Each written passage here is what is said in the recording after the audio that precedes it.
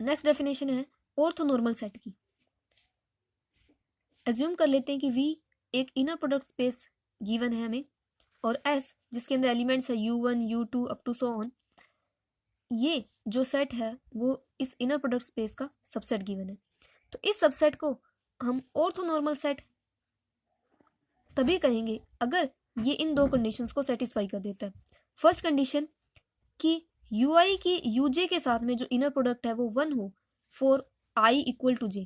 Mean जब ये i और j इक्वल होंगे तब ui की uj के साथ में इनर प्रोडक्ट है वो 1 होनी चाहिए। मीन ui अगर ui दोनों यहाँ पे सेम होंगे तब इनकी इनर प्रोडक्ट 1 होगी।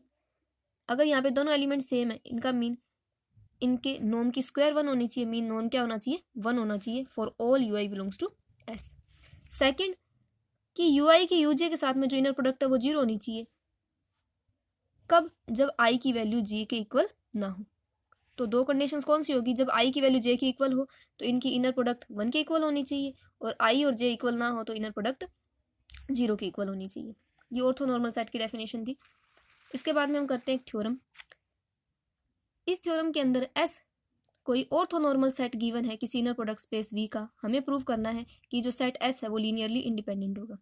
तो इसके लिए हम सेट S अज्यूम कर लेते हैं कि इसके अंदर n एलिमेंट्स हैं U1 U2 up to UN, और ये ऑर्थोनॉर्मल सेट है। अगर ये ऑर्थोनॉर्मल सेट है तो ये bye definition of orthonormal set दो कंडीशन सेटिस्फाई करेगा कि ui की uj के साथ इनर प्रोडक्ट 1 होगी if i equal to j, और ui की uj के साथ जो इनर प्रोडक्ट है वो 0 होगी if i not equal to j।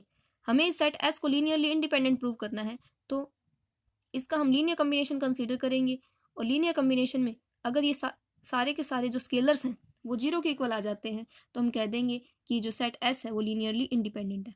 तो कंसीडर करते हैं सेट S के एलिमेंट्स का linear combination. Mean a1 u1 plus a2 u2 plus an un equal to 0, जहाँ सारे के सारे जो ai हैं वो फील्ड के एलिमेंट है। इसे हम समेशन की फॉर्म में लिखेंगे, तो summation ranges from i equal 1 to n ai ui equal to 0। तो ये 0 के इक्वल आ गया। अब इसके किसी एक आर्बिट्रेरी एलिमेंट के साथ में इनर प्रोडक्ट कंसीडर कर लेते हैं। वो आर्बिट्रेरी एलिमेंट एज्यूम कर लेते हैं कोई uk है, और ये k है वो 1 से n के बीच में ही कोई होगा। बट हमने तो इसकी वैल्यू 0 के इक्वल निकाली है, तो 0 के किसी भी एलिमेंट के साथ में इनर प्रोडक्ट 0 होती है, तो ये इनर प्रोडक्ट 0 के इक्वल आ चुकी है। बट बाय फॉर्मूला हमने एक प्रॉपर्टी करी थी कि अगर किसी फर्स्ट वेक्टर के साथ में अगर कोई स्केलर मल्टीप्लाई है तो एज इट इज उसी फॉर्म में बाहर आ जाएगा, तो बच जाएगा summation over i equal 1 to n ai inner product of ui with uk equal to 0। अब हम समेशन एक्सपेंड करते हैं, i की value 1 to up to k up to n पुट करते हैं। अब हमें पता है कि 1 और k दोनों इक्वल नहीं है, तो bye definition of orthonormal set u1 की uk के साथ इनर प्रोडक्ट 0 होगी, सिमिलरली u2 की uk के साथ इनर प्रोडक्ट 0 होगी, और सभी की इनर प्रोडक्ट 0 हो जाएगी।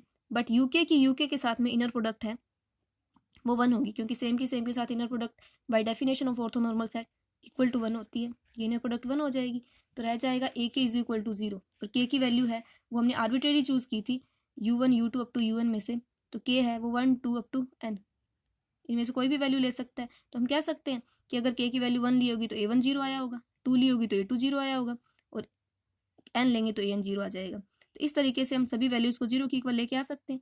तो ये अगर सभी स्केलर्स 0 के इक्वल हमने प्रूव कर दिए तो सेट S है वो लीनियरली इंडिपेंडेंट हो जाएगा।